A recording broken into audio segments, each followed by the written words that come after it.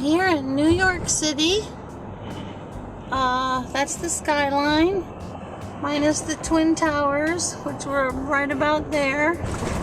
That some Muslims crashed into. I'm here because I'm going to Wall Street. I want to ask the protesters what they're protesting. I think they are against capitalism, and I think capitalism is a great thing. That's how our country got to be so the best in the world, and I'm curious, so I'm going to ask them why they're there and why they're mad. So here we go.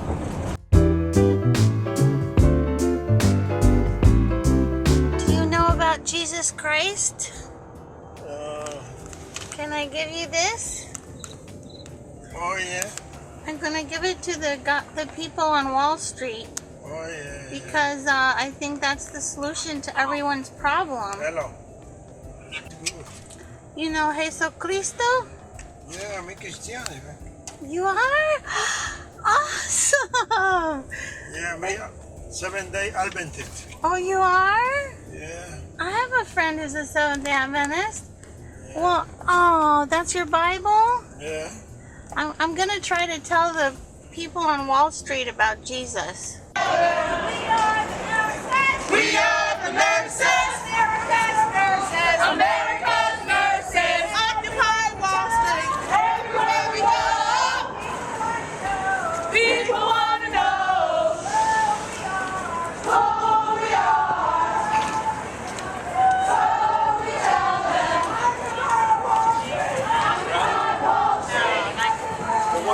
CNN.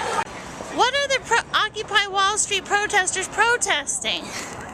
Well, I think that what they're protesting is sort of capitalism gone awry, which is that I don't believe there are some people who are protesting just capitalism in general, but what I believe that they're actually protesting is the vast inequity of the system. You know, for instance, Time Magazine's has on their cover the statistic that 20% of the population owns 85% of the wealth, leaving 80% of the population to divvy up 15% of the wealth of the country. I think that idea is what they're protesting. Not necessarily capitalism, not necessarily corporations, but the inequity. Oh, so how do we fix the inequity without having the government tell people what to do? It's a good question. I think that I don't actually have all of the answers. I believe that what they are proposing, the Occupy Wall Street people are proposing, is greater regulation, higher taxation on at least from what I've heard, the top 1% of the populace, the wealthiest populace, in order to provide more equity for the rest of the country. But don't the rich people, aren't they the ones who create all the jobs? Poor people don't create jobs. Well, I think a lot of the middle class do too. Like, for instance, small business owners aren't necessarily rich people, but they do create the majority of the jobs. I think that one of the issues is that there's so much wealth at the top right now. Corporations are sitting on so much cash, the wealthy are sitting on so much cash that it's not trickling down. Why not? GE doesn't even pay taxes. That's right. And they're friends with Obama. They're friends with a lot of people. I think that a company like GE has their hands in virtually every pocket, and I think that that's one of the messages of Occupy Wall Street is that it really doesn't matter if you're Democrat or Republican. The whole system is sort of bought. Mike Jackson told me. So the paparazzi's occupying phone booths now. Mission Venture.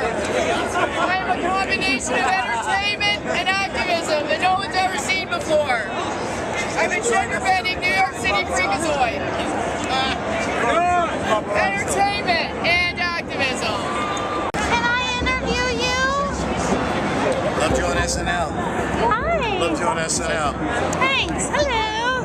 Can I interview you? Sure, hold on, let me take a selfie. Okay. I do want to save our republic. Okay. Okay, so why are you here? I'm here because the banks and the corporations that were bailed out by our taxpayer dollars are sitting on $2 trillion of capital that they're not reinvesting into our financial system. Instead, they're doling out $1 million bonuses and buying corporate jets. Did you know that Obama is friends Oh yeah, I'm not exonerating Obama from any of the blame either. I think it's systemic. Did you vote for Obama? Yes, I did. Are you going to vote for him in 2012? I'm certainly not voting for a GOP candidate. I can't make matters any worse.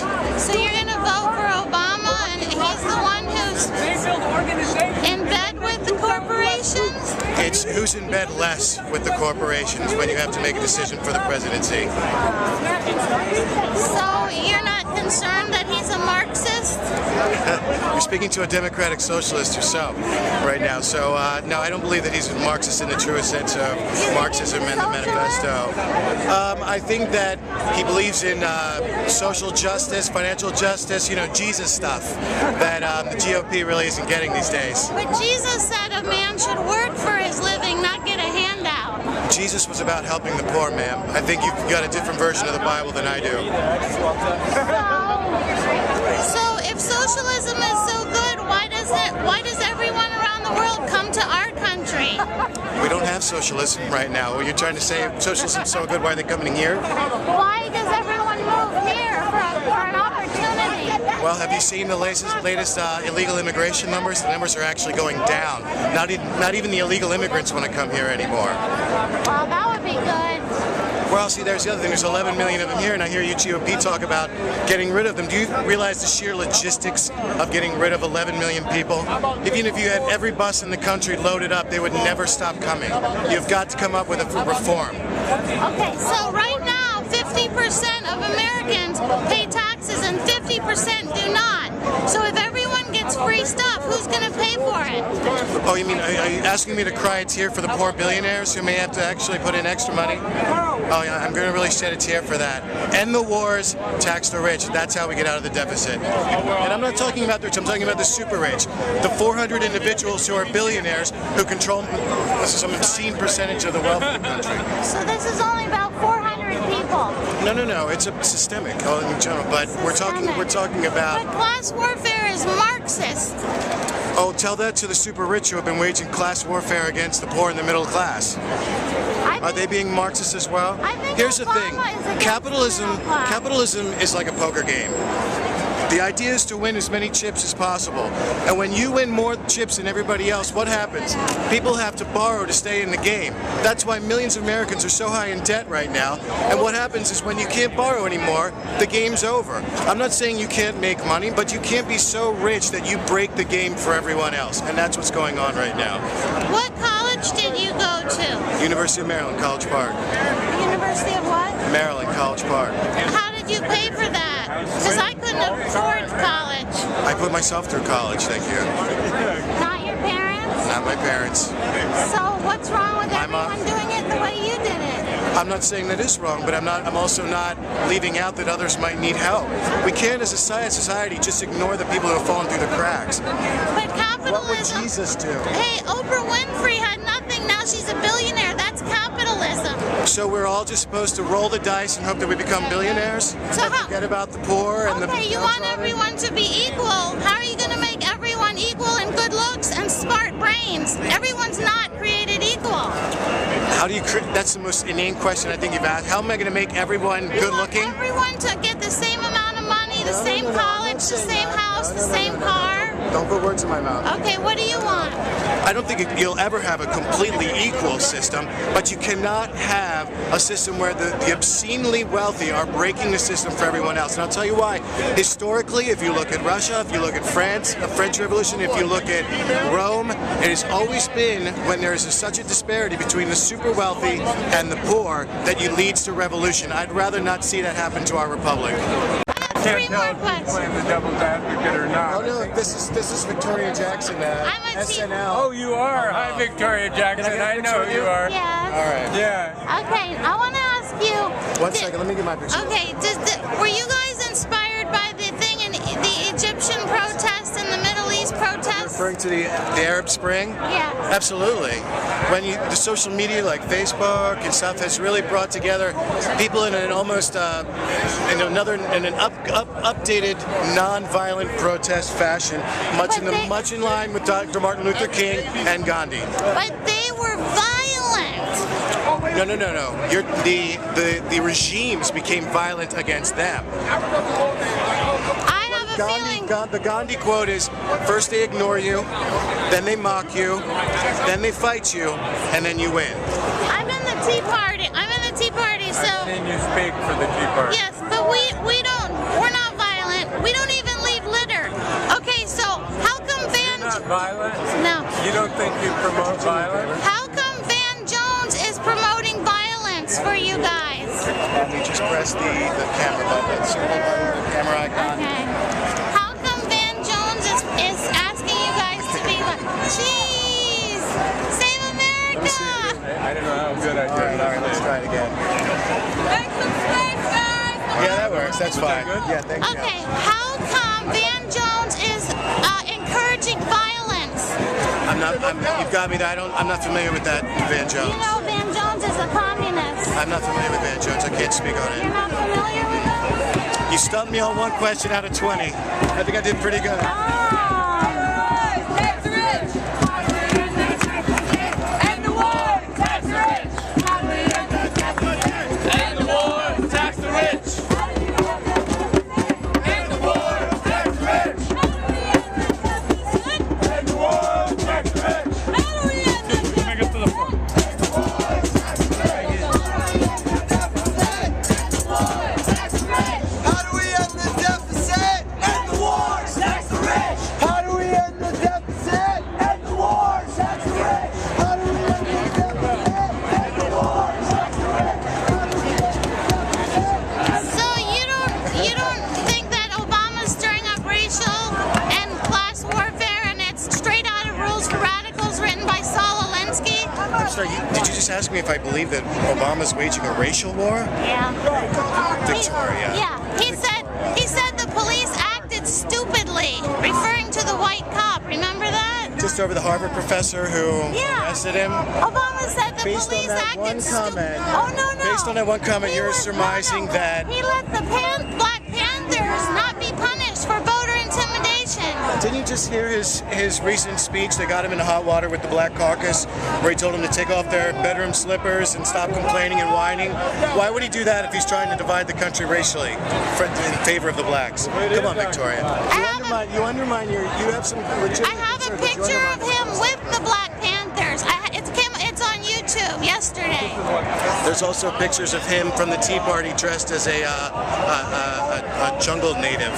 So I wouldn't. Okay, I got a good one.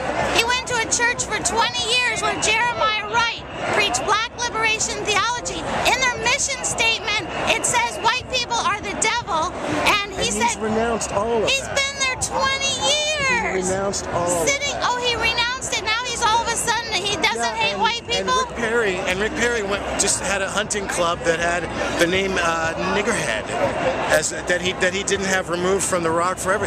Come on. I don't think Rick Perry Are we going to talk wrote the about word real on the issues, rock. or are we going to talk about these little Okay, back and the forth? real issue is Obama is a Marxist and he's stirring up racial divide and class warfare on Obama is purpose. the greatest Republican president since Eisenhower. There is nothing even close to being liberal about him. The last liberal president we have ever had is Lyndon Johnson. That's it. That's the truth. Obama is a corporatist. He is essentially an Eisenhower Republican. The difference between him and the Republican Party today is the Republican Party today are neo-fascists. They want to put corporations in control and put government on the bottom, basically. So, and that structure is the same structure that exists in China, where corporations tell the government what to do. It undermines democracies and dictatorships alike. Do you think that Obama will attempt to take Here's my last question. Do you believe in God? Yes, I do. What religion are you? I'm a Christian, but I'm a true believer of Christ in his teachings of helping the poor and the needy and the downtrodden. take it, use it, and charge him back? But Jesus didn't tell the government to do it. He told an individual to do that. But if Jesus were here today, he would help the poor. Jesus was a Marxist. Are you kidding? He didn't say the Birds and government. fishes. He never said the government should do it. He said that I should do He it. wanted to redivide the wealth and kick the moneylenders out of the temple. When we have the power to divide the loaves and the fish ourselves, then we can do it ourselves. But right now, Start implementing high we don't even have that ability.